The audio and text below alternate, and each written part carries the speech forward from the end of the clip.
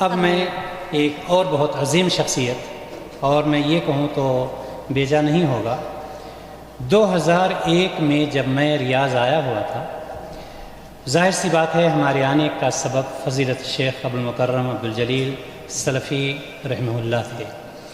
اس وقت وہی ہمیں گائیڈ کرتے رہتے تھے کہ کہاں جانا ہے، کیا کرنا ہے، وغیرہ وغیرہ ساری چیزوں کا۔ سب سے پہلا نام چند لوگوں کو چھوڑ کر کے جو پہلا نام انہوں نے مجھے دیا تھا، اللہ تعالیٰ غریق رحمت کرے فضیلت الشیخ کو، قاری عبدالحلیم صاحب حفظہ اللہ کا نام دیا۔ میں جانتا بھی نہیں تھا، میں نے سنا بھی نہیں تھا، لیکن شیخ ابوالمکرم صاحب رحمہ اللہ نے پوری بات بتلائی کہ قاری صاحب ایسے اور ایسے اور ایسے، آپ ان سے برابر تعلقات رکھنا۔ آج آپ کے بیچ میں قاری صاحب موجود ہیں، میں آپ سے بھی درخواست کروں گا، گزارش کروں گا کہ 3 سے 5 منٹ کے بیچ میں، چونکہ ہمارے درمیان عبدالمالک مجاہد صاحب حفظہ اللہ تشریف لا چکے ہیں، آپ کے بعد ان کی باری ہے، ان کو بھی کچھ ارشاد فرمانا ہے شیخ کے بارے میں، تو میں قاری عبدالحلیم صاحب حفظہ اللہ سے گزارش کروں گا کہ 3 سے 5 منٹ کے بیچ میں آپ اپنی باتیں شیخ صاحب کے بارے میں پیش کریں۔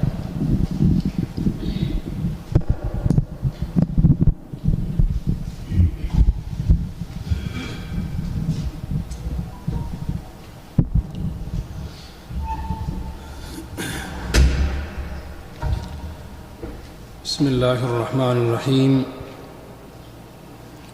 الحمد للہ رب العالمین، وأصلی وأسلم علی رسولہ الکریم نبینا محمد وعلی آلہ وصحبہ اجمعین، اما بعد فاعوذ باللہ من الشیطان الرجیم، یرفع اللہ الذین آمنوا منکم والذین اوتوا العلم درجات۔ عن ابی موسیٰ الاشعری رضی اللہ عنہ قال قال رسول اللہ صلی اللہ علیہ وسلم، ان من اجلال اللہ اکرام ذی الشیبۃ المسلم وحامل القرآن غیر الغالی فیہ والجافی عنہ واکرام ذی السلطان المقسط۔ شیخ کی گفتگو سے آپ نے اندازہ لگایا ہوگا کہ اس عمر میں بھی شیخ محترم کا حافظہ بالکل اپنی اصلی حالت پر موجود ہے۔ کیسے آیات کی ایک ترتیب جو ہے لین کیسے چل رہی ہے، یہ اصل میں اگر مبالغہ نہیں تو یہ حقیقت ہے، اصل مبالغہ نہیں ہے۔ جو ایک عالم ہوتا ہے، مدرس ہوتا ہے، داعی باعمل ہوتا ہے، عامل ہوتا ہے، جو ہمارا تجربہ ہے اس کا حافظہ آخر عمر تک برقرار رہتا ہے۔ اس کی بڑی مثالیں میں لمبا نہیں کروں گا۔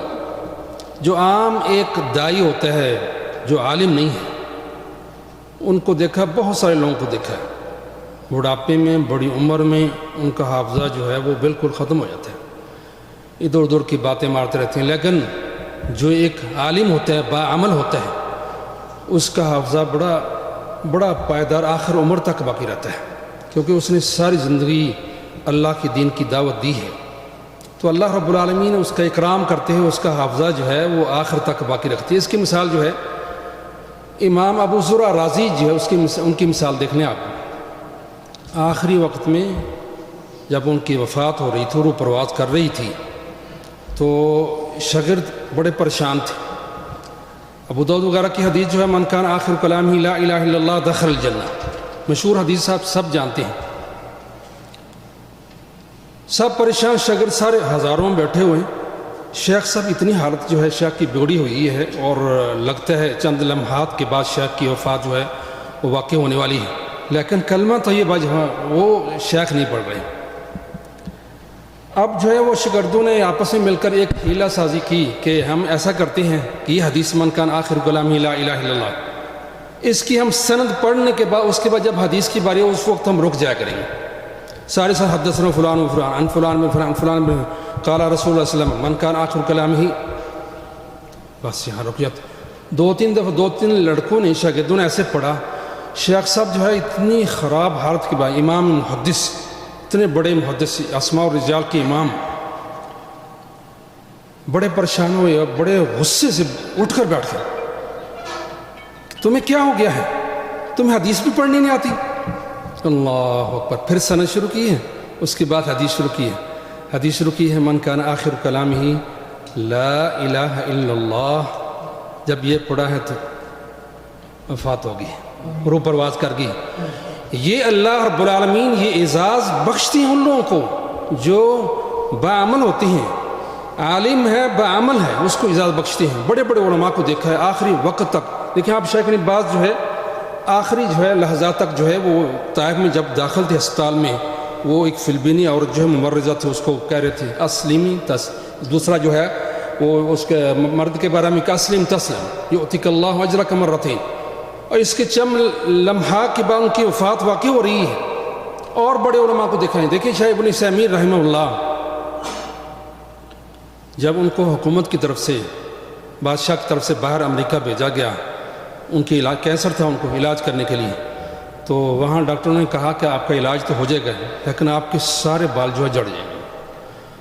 فرمانے لگے کہ داڑھی کے بال بھی اتسقط لحیتی کذالک, داڑھی کے بال بھی جڑ جائیں گے, یہ بھی ختم ہو جائیں گے. اللہ اکبر. انہوں نے کہا پورے جسم کے سر کے داڑھی کے جسم کے سارے بال جڑ جائیں گے. تو فرمانے لگے میں اپنے لا اريد ان القى ربی بدون لحیۃ. اللہ, میں اپنے پروردگار سے بغیر داڑھی کے نہیں ملاقات کرنا چاہتا, مجھے ایسے علاج کی ضرورت نہیں ہے. پھر ان کو وہاں سے ڈائریکٹ جو ہے قصیم کی بجائے مکہ لائے گئے. چند دن وہاں مسجد حرام کے اندر وہاں دعوت و تبلیغ کا کام کرے. اس کے بعد وفات ان کی وہاں ہی ہوئی ہے. تو جو اہل علم ہوتے ہیں ان کا حافظہ آخر تک برقرار ہے. یہ ہمارے شیخ دیکھیں, یہ ہمارے سربراہ ہیں, بڑے ہیں, 27 سالہ کی ہماری رفاقت ہے. توحید و سنت کا ہی قافلہ ہے, کتاب و سنت کا ہی قافلہ ہے, سلفی منہج کا قافلہ ہے. یہ ہمارے جو بڑے ہیں, ہر پروگرام ہزاروں پروگرام دیکھ چکے ہیں. ان سب پروگرام میں سب کی انہوں نے نگرانی کی ہے, اس میں بیٹھ کر بطور مشرف جو ہے. آج جب ہم سے جو علیحدہ ہو رہے ہیں ہمیں بہت غم ہو رہا ہے. ابھی تک تو وہ حافظ الیاس صاحب کا غم بہت دور نہیں ہوا. میں پاکستان میں تھا, کورونا کی وجہ سے نہیں آ سکا تھا, تو خبر پہنچی وہ وفات پا چکی ہیں. ابھی تک وہ دل میں موجود ہے. وہ ہمارے ساتھی ہیں توحید و سنت کے.